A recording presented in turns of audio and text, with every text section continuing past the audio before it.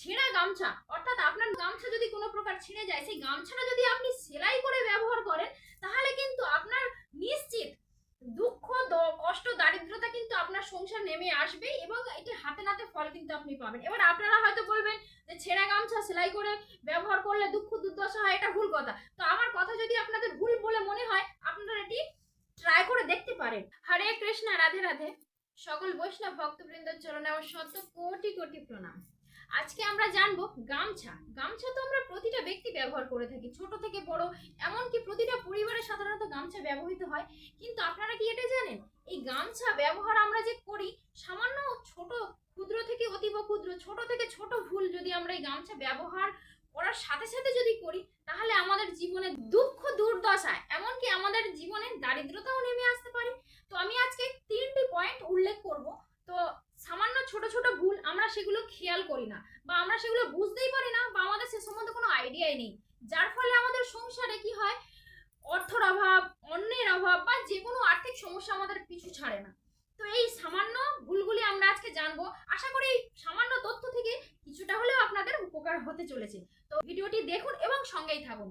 তো চলুন, 3টি পয়েন্টের মধ্যে 1 নম্বর পয়েন্ট হলো, সাধারণত বাবাদের ক্ষেত্রে এবং মায়েদের ক্ষেত্রে দেখা যায় স্নান করার পর গামছা মায়েরা কি করে, মাথায় মোছার সময় মাথায় জড়িয়ে নেয়, এবং বাবারা অনেক ক্ষেত্রে সেটি কোমরে বেঁধে নেয়। প্রতিদিন মায়েরা তো নানান কাজে ব্যস্ত থাকে। তো আমাদের গ্রাম অঞ্চলে বেশিরভাগ এটি হয় যে গামছা মাথায় করে নিয়ে ভগবানের সেবা পূজা আদি কর্ম করছে, ভগবানকে প্রণতি নিবেদন করছে, এমনকি তুলসী বিক্রেও জল প্রদান করছে। এটি করা যাবে না। বাবাদের ক্ষেত্রেও এটি গামছা পরে কখনোই তুলসী বিক্রে জল প্রদান করা যাবে না। মায়েদের ক্ষেত্রেও কিন্তু এটি প্রযোজ্য নয়।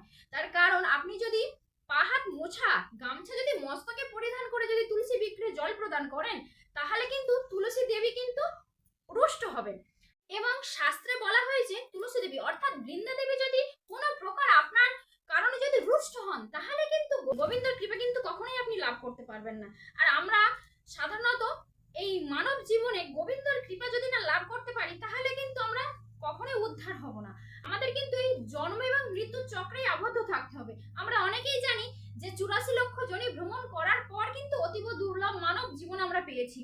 তো সাধারণত এই মানব জীবনটা যদি আমরা ছোটখাটো ক্ষুদ্র থেকে অতি ক্ষুদ্র ভুল যদি করে যদি সেটাকে নষ্ট করে ফেলি, বা অজান্তে অজ্ঞানে যদি আমরা সেই ভুলগুলো যদি সংশোধন না করতে পারি, তাহলে কিন্তু আমরা কখনোই উদ্ধার পাবো না।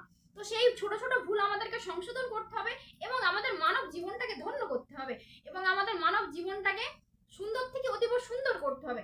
ভগবান শ্রী কৃষ্ণ কৃপা লাভ করার জন্য সর্বদা আমাদেরকে সুন্দর পরিষ্কার পরিচ্ছন্ন ভাবে ভগবানের সেবা পূজা আদি করতে হবে। কখনোই গামছা মাথায় ধারণ করে করা যাবে না। এবং 2 নম্বর পয়েন্ট হলো, আমরা অনেক ক্ষেত্রে দেখেছি মায়েরা বা বাবারা অন্ন ভোজন করার সময় অনেকে কি করে, আসন পর্যন্ত গ্রহণ করেন না। এটি করা যাবে না। আসন গ্রহণ করতে হবে, তারপর অন্নকে প্রণতি নিবেদন করতে হবে, অর্থাৎ প্রণাম নিবেদন করে কিন্তু সেই অন্ন আমাদেরকে ভোজন করতে হয়।